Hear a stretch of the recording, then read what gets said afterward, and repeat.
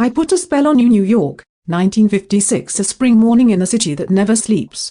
You never know when a day begins that might be the beginning of a story. You look back, after the dust has settled, but then can pinpoint that exact moment where everything changed. Either for your life, for everyone, or for a select group of people. Of course, many of us get up every day believing we are going to change the world. Many of us have little more intention than surviving the process to repeat it the next day. Many wish that their world could just change for one day. Charlie did not know what group he belonged to. He came to New York expecting some kind of Guys and Dolls experience mixed with West Side Story as people danced in orderly fashion down the city's avenues. It took him about 40 minutes in the Big Apple to realize that real life would be quite different. Another 40 allowed him to remove the quiet from the foregoing sentence. Charlie arrived in New York with a dream. He could sing, he could act, he could dance, he could join a long queue. He certainly better had it. There were already a million or more people in the city who could do the same as him, or markedly better. So, Charlie found a job waiting tables. He became a hipster cliché 6 decades early. The money he made from waiting was not enough to afford him sufficient squalid dwelling, and so he had to supplement this income with delivery work that gave him the opportunity to discover the city on a daily basis without enjoying a moment of it. Charlie watched the city that never slept as he fell into his uncomfortable bed exhausted every night. His sole motivation was the fact that if he returned to his hometown in Arkansas as a failure, he would spend the rest of his life as a character in an Arthur Miller play.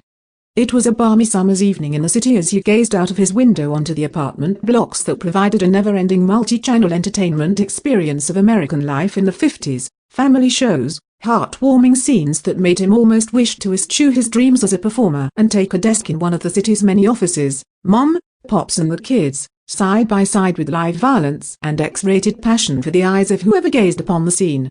He had heard a story that they built 2 blocks, the exhibitionists moved into one and the peeping toms into the other facing it.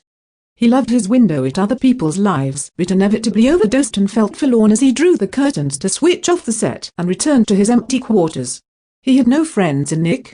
He knew people. There were people on his floor that he could smile at, people he knew who required walking past with his head down, people he could look longingly at, and people he hoped would pass without having to rely on any social niceties. But friends, if his head was on fire, people he could turn to, none. He flirted with a waitress, but she lived on the other side of town, and made no offer for him to discover it.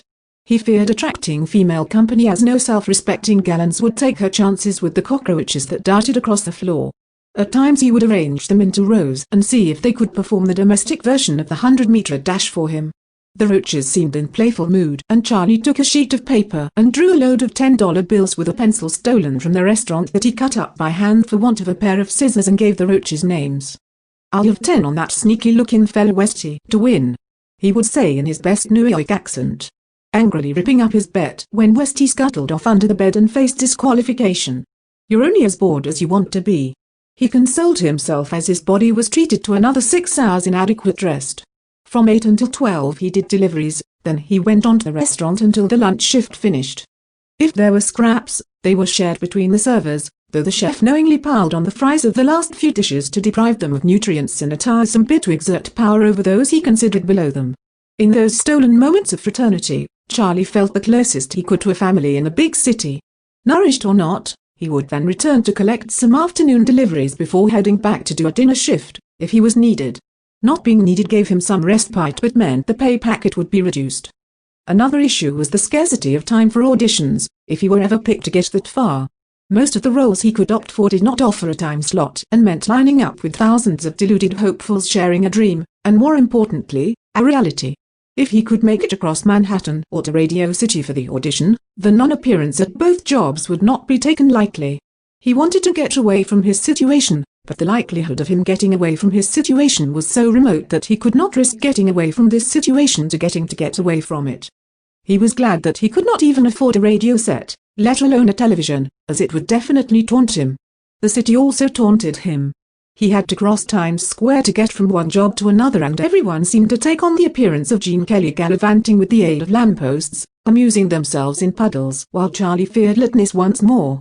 Broadway teased him with its larger-than-life billboards, mocking him as his inner dialogue told him he could sing, dance and act better than those goons on $2 a day. Everywhere that clown from Hoboken would jump up at him with his doggish grin singing night and day. Boy, Was he the one? Charlie did his shift and was told he would not be needed for later. He didn't even have any deliveries to do that afternoon as it was Friday, and nobody wanted to pay the weekend rates.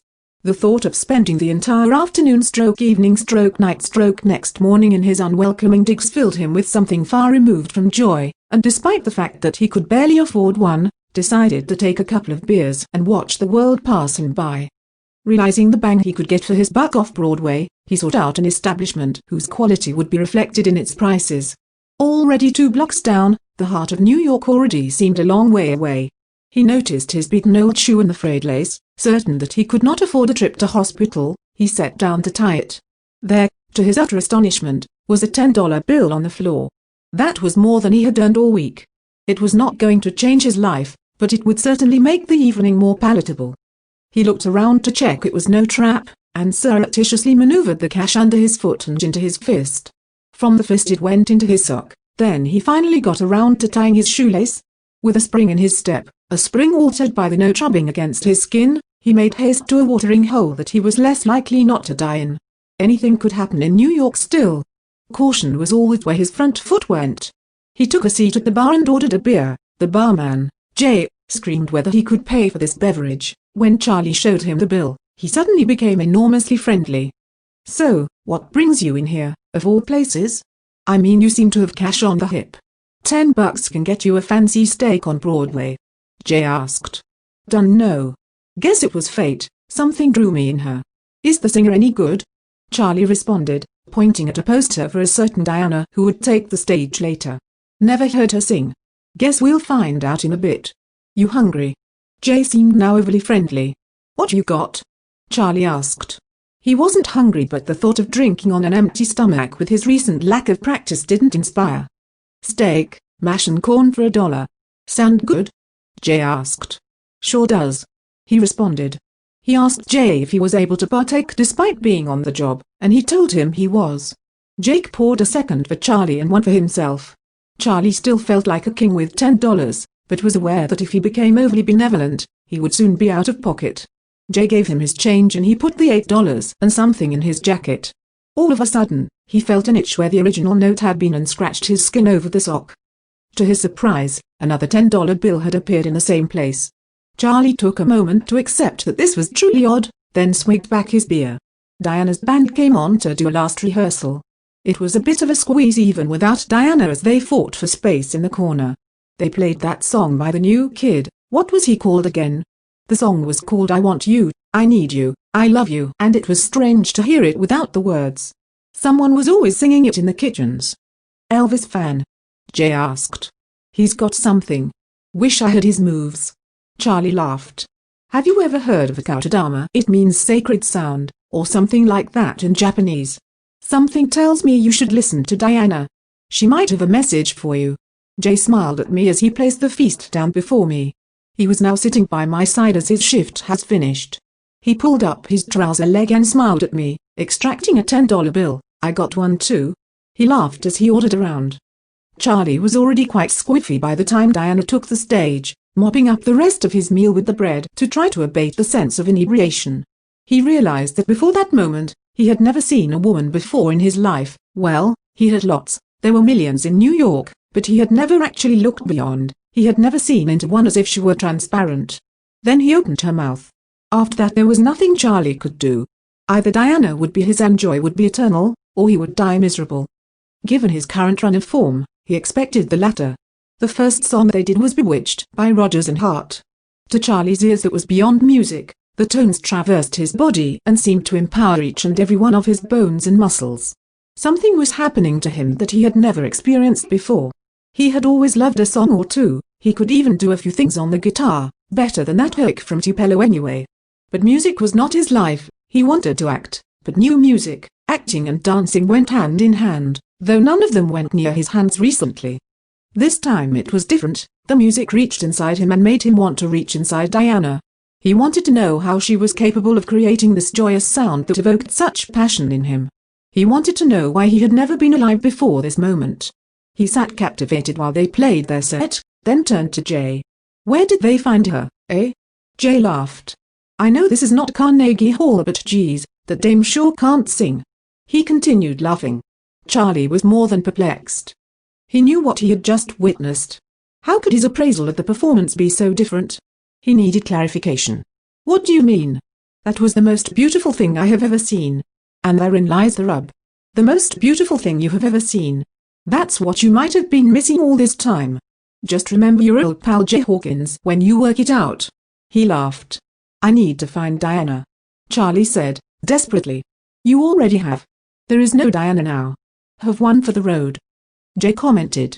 Charlie declined but said he would be back. Jay said he looked forward to it, with both of them knowing the likelihood of it being true was slim. Once Charlie was outside again, the air buffed him from side to side as the city's life passed by him. He was gone 2 a.m. when the clock still had yet to chime 11. He was giddy. Was it the drink? Was it Diana? He assumed it was a dose of both. He still had enough money to take a cab but was unsure whether his frail stomach would last the journey. Not wanting to pay the excess should there be sewage, he took the subway to return home. It did not cross his mind for 1 minute the danger of having what for the time was an amount of money worth robbing, nor the fact that his level of inebriation may lead him into greater trouble. Nonetheless, he made it through the streets and into the station without too many people paying attention to him, as if the world carried him along regardless. It seemed to have protected him thus far, after the obvious years of neglect undoubtedly, so the hope was it would see him home. The stairs seemed like a daunting prospect, but he managed to steady himself on the handrail and make it down to the platform. There were not too many people down there. Couples who looked like the covers for Sinatra albums intermingled with the lonesome who rode alone and those who rode to serve others, or other unknown places in the night. Charlie sat and tried to breathe himself sober. After a few attempts, he was closer to hyperventilating than sobriety, and abandoned that venture. His eyes began to feel heavy as he waited for the train, determined not to fall asleep this drunk. He set the eyes upon the task of finding people to observe, attempting to banish Diana from his thoughts. He did not get very far. Along the platform, he could make out what seemed to be a saxophone case, and a red high heel jutting out from behind it. He was convinced that the shoe did not belong to the saxophone player, so he allowed himself to entertain the idea that Diana was following him, that they would bump into each other on a crowded carriage and there would be a moment, followed by one of those love at first sight things, but experienced by her this time, and the rest would be history. A train pulled into the station, but it was not his. His was the next one. The red shoe did move though. It took his addled brain a while to look upwards to discover the owner of the footwear and almost fell off his seat as he realized it was indeed Diana, accompanied by the rest of the band. Before the doors could close, he darted inside and, almost losing a shoe, scampered into the carriage, knocking at least 3 people over in the carriage and making no friends. He attempted to excuse himself and sauntered down the carriage, trying not to look drunk and exuding a windswept air as he sidled towards her. Then he stopped. What would he say to her? She was probably just keen to get home and get those heels off. There was no way she would feel the same, and even if she somehow did, she would see him for what he was, a drunk bum on the subway. He pondered getting off at the next stop, standing next to the doors as they opened and taking a step, but somehow his feet would not leave the wagon.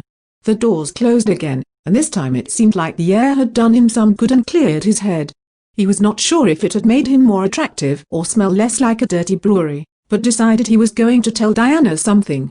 She was not involved in the conversation with the rest of the band and stared into the blackout of the window, perhaps expecting to see something other than tunnels and the city blurring past.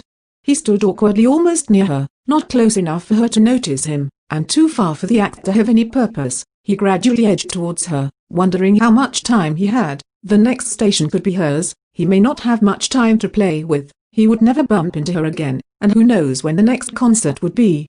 He finally mustered enough courage to get close enough to be heard. "I saw you perform. You'll have the most beautiful voice I have ever heard," he said, smiling. She looked round to verify whether these words were actually directed at her.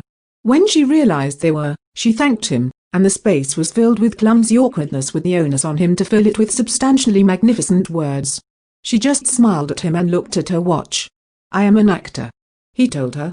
"This phrase is only impressive if you don't need to utter it. If they recognize you, it is superfluous. If you have to tell them, and you are drunk on a subway train, then it is clear that you are not actually an actor." He thought that sharing his artistic leanings might sway her towards him, kindred spirits or something. She smiled again. Then one of the band members began to pull his guitar case down from the rack. At first, He thought that they would all live together but soon realized that this was a ridiculous notion and that the band would leave him a seat so he could get better acquainted with Diana. "I'm glad you enjoyed the show. Good luck with the acting," she said as they all stood up to disembark. "Maybe we could," he uttered, pointlessly as she left the train. He was not delighted with his performance and wondered how he could discover where they were playing again. His first impression would be deadly. The obvious choice was to return to Jay's and find out who booked them, get their schedule and try not to look like he is stalking her. That seemed foolproof. His main concern now being not falling asleep before the 6 stops to his hovel. He changed seats to sit where she had been. It smelt of her still. He knew it didn't. It smelt of New York City Transport Corporation rolling stock, but he imagined her scent and that comforted him. He compared his battered shoes to the place where those red heels and saw a piece of paper on the carriage floor. It held the secret to his future happiness. It was the band's schedule, and on Sunday they would play off 42nd Street. He folded it into his pocket and smiled to see his stop was next. He reserved Saturday for wishing to die until lunchtime. Then, following a tip-off from one of the residents that there would be work in a partner restaurant for the afternoon, got a free feed and made some dollars. That night, he went to the movies alone. He thought it would be a good idea to get these things out of the way now, as he would soon be spending the rest of his life with Diana. The film he chose was Hitchcock's The Wrong Man. He fancied a role in something like that after the wedding. There was so much to plan. He got up early on Sunday and walked around Central Park. It was a delightfully warm day and he sought someone to bore with his fact on the original design the park was based on. There were no takers and by 11 o'clock he was desperately bored already. Diana's show, which he would now be the guest of honor at, was not until 8:30. He wandered past 2 of the restaurants he casually helped out in and asked if they needed a pair of hands, but he was told they were fine. He went back to the apartment and read, then did some exercise and then slept. Anything to pass the dreaded time. He spent all day watching the clock so much that he realized he had not given himself enough time to get ready and reach the location, failing to take into account that there would be less subway trains on a Sunday evening. All day waiting for a chance to speak to her before she took the stage, and when he got there she was already singing. He had planned to tell that he was dreadfully sorry for the incident the other night on the train. There was no way that she would not remember him, and that he would be delighted to make it up to her. Now, that chance was gone. He took a table on the other side of the dance floor and ordered a beer. He took a sip and then realized his breath would smell of alcohol. Even if he nursed one drink, she would be able to tell, and after the last performance, this was not the way forward. Realizing there was no way back, he finished it and ordered another, wondering if the $10 sock trick would work again, but it didn't. There was a much bigger crowd in for this show, Jay's bar being little more than paid rehearsal. They sounded good. They did It Happened in Monterey and Cheek to Cheek before announcing a break. All of the band came to the bar for refreshment. Diana didn't. He knew instinctively that going to her dressing room to present the apology was a worse idea than coming to see her in the first place, so decided to bide his time. To his good fortune, the second part of the show opened with some instrumental jazz standards, which meant Diana emerged and ordered a Coke and a hot dog. "Let me get that," Charlie insisted, seizing his chance. "Sorry, do we know each other?" she asked, not accepting but not refusing my offer. "We met briefly on the subway the other night. I expressed my appreciation for your work, despite being the worst for wear." He smiled.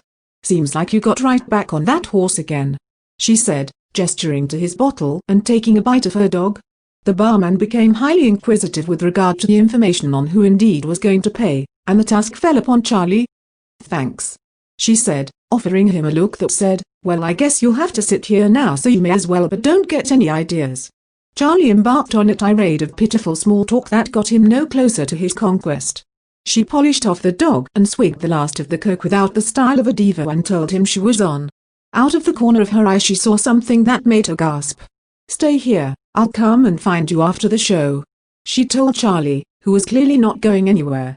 They did another 6 numbers, and then an encore, which was a rather bizarre take on Hound Dog, left the stage and she came straight over to Charlie. He didn't normally have this effect on women, so made sure he was wholly wary of the entire situation. "So, what's your name again?" she asked with a sense of urgency. He told her and she took his hand. "Charlie, you look like a strong boy." "That guy over there, don't look," she said as Charlie looked. He and I, well, it never worked out, but he didn't take the news too good. It would be kinda helpful for me if he could think I was with someone else. There is no way he would square up to you, he's half your size. Just play along, okay? And order me a cosmopolitan. She continued. Charlie mentally worried about his dwindling financial supply and the potential cost of the drink, but placed the order and got himself another one. He checked his sock for a final time, but it was not in the mood for production. He asked the barman the damage, and the latter simply said, "This one's on Jay." Charlie thanked him and handed Diana her drink. In his eyeline, he could see the disgruntled ex storming towards them. He tried to sit in a way that looked menacing but almost fell off his chair. He decided standard sitting would be enough. The guy was indeed short, but he had that look short guys sometimes have, like they don't care how big you are, like the bigger you are, the better. "Tell your monkey to take a walk," was his opening gambit, a real smooth talker. "I beg your pardon," Charlie said, assuming it was his role to speak and not Diana's. "Me and the dame got business." "Get out of here," he repeated. "I believe the only business you have with this lady is giving her the apology she deserves and leaving her alone," Charlie said. It was hard to tell who was more surprised, him or Diana. "Well, ain't you a real-life hero? I ought to smack your face all around this bar," the guy continued. "Please, if they ever make a film of my life, I don't want your cheap B-movie dialogue spoiling it. The lady is not interested, don't make a jerk of yourself." He resisted the temptation to go further but caught a glimpse of a suitably impressed Diana and realized the wisdom of his control. "You're a real smart fella. Well, let's see how you handle this," said the stumpy guy, displaying a clear disregard for the element of surprise. The sheer distance between the end of the guy's arm and Charlie's face meant the first swing failed to connect. By the time the second one came over, Charlie was ready for it and to the embarrassment of the supposed assailant, stopped his fist with a single clamping motion of his right hand and suggested that was enough. When a small, angry Jew knows he is beaten, the last thing he does is retreat. Spurred on by this shameful performance, he takes another swing at Charlie and loses his footing, swinging forward towards the bar. Charlie simply steps to one side and allows him to fall to the floor. By this time, the brouhaha has attracted the attention of the other band members who reiterate that the man need no longer remain in the establishment. Pretending like he was leaving anyway, he leaves, muttering some expletive or other, and there are hearty introductions all round. "I was impressed. I thought you were just going to smack him and be done with it. But I must say I liked your way better." Diana smiled. Charlie almost said he had to look after his beautiful face, potentially undoing all the good work, but simply thanked her. She asked him if he liked dancing. He said he did. The way he was feeling now, she could enroll him on a taxidermy course at the present time and he would gladly follow. After handshakes with the band, the pair left arm in arm. Quite the result in Charlie's eyes. They stepped out into the night air. For once Charlie wanted a city that never slept to stay awake even longer. The moment was broken by a familiar voice. "Hey Big Mouth. You clever readers don't need to be told who it was." He was back, and with reinforcements. Charlie was going to have to take one for the team. It would be nice, once the dust has settled and all participants returned to their places, to say that Charlie gave as good as he got, but that was not the case, not by any stretch of the imagination. It may have been the case that the beating endeared him more to Diana, and years later, when he heard Gram Parsons sing "Love Hurts," he would think, "It fucking does." Diana was standing over him as he came to. He felt ridiculously sober as he stood up with something akin to the worst hangover he had ever experienced. "We better get you home," she said. Charlie just thought whose. She hailed a taxi without asking him where he lived, so he assumed they were heading to her place. Suddenly, the pain seemed quite worthwhile. For a courtship that started on such an odd footing, they went on to make quite the couple. Charlie's luck stood by his side as he landed bit parts in several movies in 1957, and the following year landed a speaking role. He moved into an apartment in Queens and Diana was not far behind, with a ring on her finger. Their wedding was a simple registry office affair in Manhattan. A few friends and colleagues peppered the event. Charlie even managed to track down Jay to act as witness. Jay laid on a spread in his bar as Charlie and Diana made plans. Once the whiskey was out, the old band played one last time as she was flying out the next day to record backing vocals on the new Perry Como long player. "Some honeymoon," Charlie said to her as she came off the stage, and Diana told him that she would make it up to him. They did get a night at the historic Plaza Hotel on 5th Avenue, with views over Central Park. Wanting to take advantage of the luxury accommodation, they rushed into a taxi after saying their goodbyes. As the vehicle, under their orders, sped through the city, the driver, new to this game, unwittingly jumped the red light and the cab was struck by a bus. Charlie could smell the smoke. He looked over to Diana and tried to shake her. She groaned but was more or less conscious. He checked how much of his body hurt and decided it was time to pass out. The next thing he heard was sirens and a voice telling him they would soon be free. Diana held his hand as they were released from the wreckage. They were then taken in separate ambulances to a local hospital. Charlie had a sprained ankle, bruised ribs and a nasty knock to the head. He asked about Diana and was told they would get news to him at their earliest juncture, but at the moment they were sure she was doing fine. One nurse said that they were not even sure where she was, which probably meant that she had been discharged. No doubt she would be in to see him soon, he was told. As he recovered from his injuries, he looked forward to finding Diana and getting on with that honeymoon. He was already in a trance-like state, making plans for the future. Perhaps it was the drugs, when the doctor came in. Dr. Faulkner sat at the edge of the bed and examined him. "I think you are right about ready to leave this place tomorrow, Charlie. Do you have somewhere to go?" he asked. "Only home to my wife," he joked. "The lady you came in with. What I would like to talk to you about is the seriousness of head injuries. You need to keep a close eye on them, plus there is also something that we have only just discovered," Dr. Faulkner continued. But Charlie wasn't listening. He stopped listening when he uttered the word wife, dreaming dreams of domestic simplicity with Diana. He didn't hear the rest either when they upped his dose and prepared him for discharge the next day. Delaware Healthcare Facility, 1986. Thank you for agreeing to speak to us, Charlie. Our research is of vital importance for the understanding of what happens when car crash victims suffer brain trauma. You may think that because your accident was nearly 30 years ago, there is little it can tell us, but you would be surprised. Just tell us your story, from the day you left the hospital, as much as you can remember. The tape is running, take your time. If at any point you feel overwhelmed, we will stop and take a break. Charlie looked at the nurse and wondered why they had dragged him all this way to tell the story, again. It was the story of his life and getting dull now with so many reruns. "What do you want to know?" "I got home and Diana was there in bed, an old lady by her side. That was how I met my mother-in-law. She had taken quite a hit and was recovering. Our plans were on hold for a while, but the main thing was getting well again. We lost a couple of jobs so that meant we could not follow through on the lease on a new bigger place, and with her mom around, it was going to be cramped. I was just happy to be back.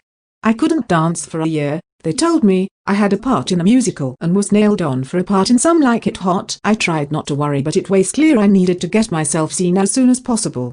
Diana slowly got better. I learned to bite my tongue when her mother was around, but she soon tired of the lack of space, phoned the landlord of the place we couldn't take and inquired about somewhere similar. A week later, we were in a swanky uptown apartment with the rent paid for a year. Charlie began. "What did Diana's mother do for a living?" the nurse asked. "As far as I could ascertain, she married rich old Southern dudes then divorced them. Had 4 under her belt when I met her. Made quite the killing, literally in one case. I was grateful to her. It took the pressure off for a while, but I had a feeling there would be resentment in the post. If I didn't find work soon, there would be words. I tried to rush and force my rehab.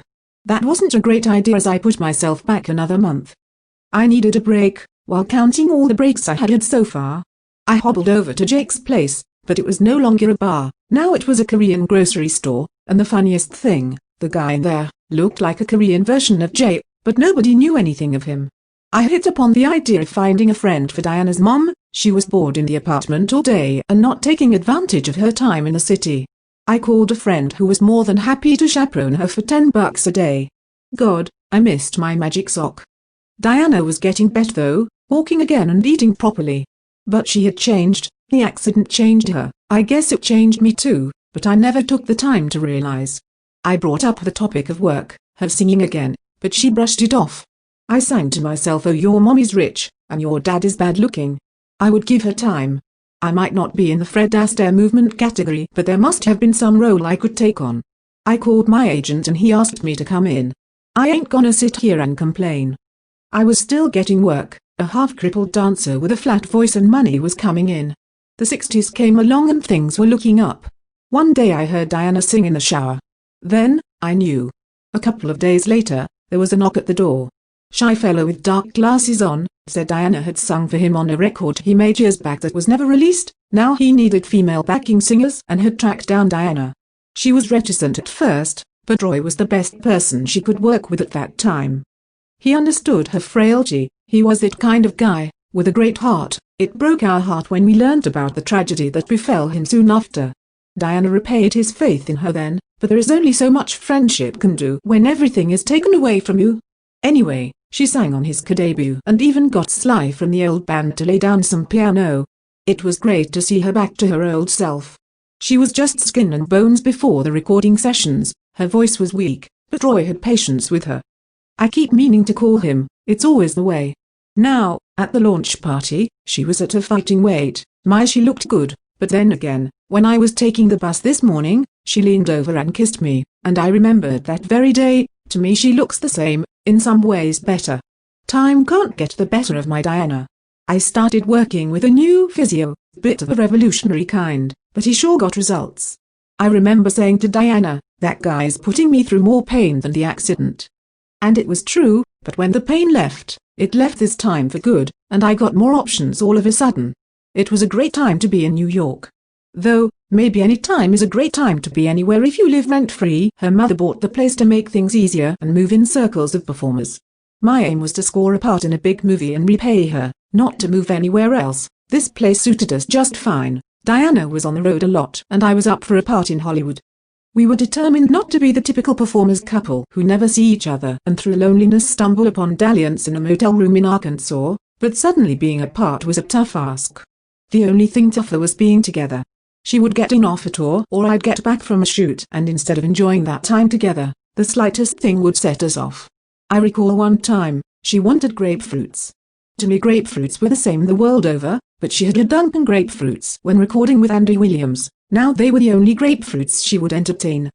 I went to 3 places and they looked at me with the respect I deserved. I had to learn a part so wanted to get back, picking up 2 pounds of the grapefruits they had. Well, she didn't even need to open one to know. We had the biggest row. She called me a hick, and a lot worse, then stormed out. She tried to get me to reject parts that had a love interest. I told her, I was an actor, I was a professional, and there was only one woman for me. It took us a couple of years to learn how to live with the strains of this lifestyle. In 1964, I got a part in that Billy Wilder movie, Kiss Me, Stupid. Boy did she not like that. Hardly anybody liked that movie. You make it now, and they are queuing around the block to get into theaters. But then, things were still different. Even in show business. That was where I met Dean Martin, not the best influence with a wife on the road. I was still kidding myself that Diana spent the nights cradling a photo of me in her bunk as she made her way to the next show. We never talked about it. Maybe we should have. Maybe she should come in with me next time. I guess there is a lot of unspoken stuff in here. But you don't stay married to someone for 30 years with someone without taking a few bumps along the road. Charlie said. Did marriage remain an important institution for you at that time? Did you ever consider divorce? The nurse asked. You know, it never crossed my mind. It was just like you got on with things, as if we had made a pact to reconvene in the 70s and then enjoy life. Of course, it never works out like that. If you don't need the money, you need the recognition. You can't just go from wandering around film sets and record studios with people fawning over you to queuing for groceries or taking a washing machine to be mended. When you spend your working life far removed from real life, it is hard to delve back in. In 1967, Nick was born. That was our summer of love. In the maternity ward and completely aware of Sgt. Pepper and the like, our psychedelic sounds were mainly located on a treetop. That meant that suddenly Diana was off the road and home. I'm not sure she took to motherhood too well at first. It was a bit too real for her. I'll admit that I wasn't the greatest of help in those days, but at least I had gotten away from the clutches of Dean and Sammy Jr. I landed a role in The Graduate just before he was born and decided that would give me enough space to take some time off and help Diana. Looking back, perhaps it would have been better to keep on working and pay for a maid, but I thought I was doing the right thing. I ruined bottles, melted pacifiers, got the wrong mix, heated the food too much when he was on solids, put the nappies on wrong and did 1,000 things that were no help. In the end, she suggested her mother return. I made a call and a lady called Esperanza came in full-time. After getting a role in The Odd Couple, I finally made it into a starring role, on TV, inevitably, in a thing called The Mod Squad. Diana returned to work towards the end of the decade, but by then we had a plan. We moved up to Vermont. Have you ever been up there? You should see the colors in autumn. And only took jobs that involved Nick. There were occasions that she couldn't turn down, The call from Floyd or Purple meant her heading off to London and leaving me with Nick and Esperanza, perhaps more importantly. Then how could she say no to Zappa or Nina? Nick's education was more often in hotel rooms than schoolhouses, but you can tell we did a good job. Esperanza travelled with Diana, along with a spinster schoolmistress that reminded me of someone from the Wild West. I just did what I did best, the worst of TV. Sitcoms and soaps, big dollars for poor performances. Phoning it in for years. When I retired, it was a relief. I didn't need the money and wasn't getting any younger. The hours were long, and it was depressing to see how white my teeth were. I wanted to get them yellow on bourbon and cigars. Charlie said, still smiling. When did you retire from acting? The nurse asked. 1983? Not even 60. I was offered a part in Dellison that clinched it for me. When I turned them down, Diana was doing 2 nights at the Royal Albert Hall backed by the London Symphony Orchestra. I realized then I wasn't the talented one.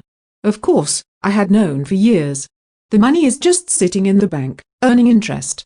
I thought about becoming a producer, making something worthwhile, then I was worried I would lose it all. I probably would too. Diana's in Nashville making a country album, it's something she has always wanted to do. We can afford such luxuries now. It has not been easy, but we are both in a pretty good condition and look forward to a long and happy retirement. I say that, but I know deep down that Diana will die singing, it's in her blood. That was the difference between her and me always. Her dream was her life, my dream was to get away from my life. Now, I'm not too sure what help any of that can be in your research. I guess I am one of the lucky ones. I recovered fully from the crash and had a long and happy life. Not certain why I said that last phrase in the past, though. Charlie concluded, laughing. Thank you, Charlie. You've been a great help. Maybe you wouldn't mind coming in again next week and we can talk some more. If you are free, that is, the nurse said, smiling and leading him out. Once Charlie had left, the doctor, who had been observing behind a hidden panel, reappeared and sat down with the nurse. How many sessions is that now? I've lost count, said the doctor. By my records, 1293. I was still at nursing school when they brought him here. Do you really think you will be able to isolate the affected part of his brain? Do you now think you can bring his memory back? The nurse asked. I have been able to do this for a while now. But it seems too cruel. How do we wake him up almost 30 years later and tell him Diana did not survive the crash, that he has been in and out of institutions for almost 3 decades? The man is happy in his world. Would it be fair to destroy it now, at his age? The valuable lessons learned from Charlie will be able to help people in the future, so that they do not get this advanced. That is Charlie's gift, and our duty to him is to never let him see it. The doctor concluded.